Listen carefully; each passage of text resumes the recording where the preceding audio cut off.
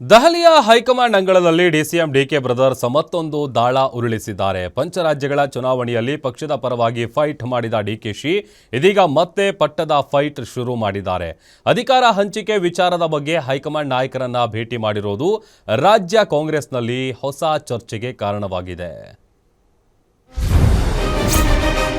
High command ಅಂಗಳದಲ್ಲಿ ಮತ್ತೆ ದಾಳ ಉರುಳಿಸಿದ ಡಿಕೆ ಬ್ರದರ್ಸ್. ನಾಯಕತ್ವದ ಬಗ್ಗೆ ಖರ್ಗೆ, ರಾಹುಲ್ ಜೊತೆ ಡಿಕೆಶಿ ಚರ್ಚೆ.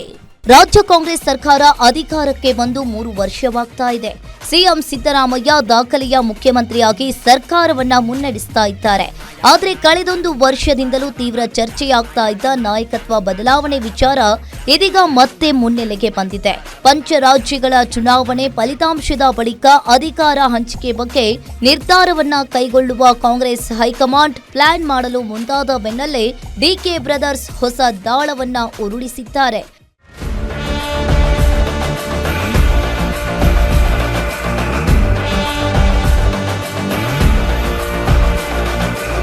ದೆಹಲಿಯಲ್ಲೇ ಬೀಡು ಬಿಟ್ಟಿರುವ ಡಿಸಿಎಂ ಡಿಕೆಶಿ ಹೈಕಮಾಂಡ್ ನಾಯಕರನ್ನ ಭೇಟಿ ಮಾಡಿ ಸಿಎಂ ಸ್ಥಾನ ಹಂಚಿಕೆಯ ಬಗ್ಗೆ ಹೈಕಮಾಂಡ್ ನಾಯಕರ ಮುಂದೆ ಪ್ರಸ್ತಾಪ ಮಂಡನೆ ಮಾಡಿದ್ದಾರೆ.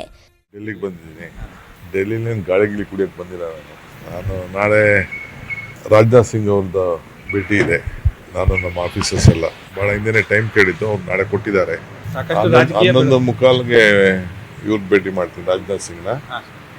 ಪಕ್ಷದ್ದು ಖಂಡಿತ ನಾನೇನು ಇಲ್ಲ ಅಂತ ನಾ ಹೇಳಕ್ಕಾಗಲ್ಲ. ಕಳೆದ ಕೆಲ ತಿಂಗಳುಗಳಿಂದ ಸಿಎಂ ಸ್ಥಾನದ ವಿಚಾರದಲ್ಲಿ ಸೈಲೆಂಟ್ ಆಗಿದ್ದ ಡಿಕೆಶಿ ಹೈಕಮಾಂಡ್ ಸೂಚನೆಯ ಮೇರೆಗೆ ಪಂಚ ರಾಜ್ಯಗಳ ಚುನಾವಣೆಯ ಜವಾಬ್ದಾರಿಯನ್ನ ವಹಿಸಿಕೊಂಡಿದ್ರು. ಅಸ್ಸಾಂ, ಕೇರಳ, ತಮಿಳುನಾಡು ಚುನಾವಣೆಯ ಉಸ್ತುವಾರಿ ವಹಿಸಿಕೊಂಡು ಪಕ್ಷದ ಗೆಲುವಿಗೆ ಭರ್ಜರಿಯಾಗಿ ಪ್ರಚಾರವನ್ನ ನಡೆಸಿದ್ರು. ಪಂಚರಾಜ್ಯಗಳ ಚುನಾವಣೆಯ ಪ್ರಚಾರದ ವೇಳೆಗೆ ಪ್ರಿಯಾಂಕಾ ಗಾಂಧಿ ವಿಶ್ವಾಸ ಗಳಿಸಿರುವ ಡಿಕೆ ಇದೀಗ ಹೈಕಮಾಂಡ್ ಮುಂದೆ ಹೊಸ ದಾಳವನ್ನ ಉರುಳಿಸಿದ್ದಾರೆ. ಪಂಚರಾಜ್ಯಗಳ ಫಲಿತಾಂಶದ ಬಳಿಕ ರಾಜ್ಯ ನಾಯಕತ್ವ ಬದಲಾವಣೆಗೆ ಪಟ್ಟು ಹಿಡಿದಿದ್ದು ಪಕ್ಷ ನಿಷ್ಠೆ ಪರಿಗಣಿಸಿ ನಾಯಕತ್ವ ಬದಲಾವಣೆ ಮಾಡುವಂತೆ ದಾಳವನ್ನ ಉರುಳಿಸಿದ್ದಾರೆ. ಅಲ್ಲದೆ ಖರ್ಗೆ, ವೇಣುಗೋಪಾಲ್, ರಾಹುಲ್ ಎದುರು ಹಕ್ಕು ಮಂಡನೆ ಮಾಡಲು ಮುಂದಾಗಿದ್ದಾರೆ. ಖಂಡಿತ ಭೇಟಿ ಮಾಡಿದ್ದೀನಿ ಆಗಲೇ.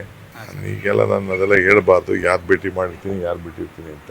ಎಲ್ಲೂ ಇಲ್ಲ, ಎಲ್ಲ ಒಟ್ಟೊಳಗೆ ಹೋಗ್ಬೇಡ. ನಾವು ನಮ್ಮ ಕೆಲಸ ನಾವು ಮಾಡ್ತಾ ಇರ್ತೀವಿ ಅಷ್ಟೇ.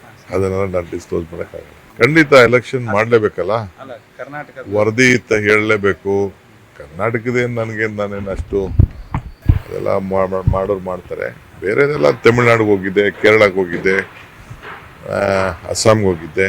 ಎಲ್ಲ ಇದ್ಮೇಲೆ ಏನೇನಾಗಿದೆ ಎಲ್ಲ ವರದಿ ತಿಳಿಸ್ಬೇಕಲ್ಲ.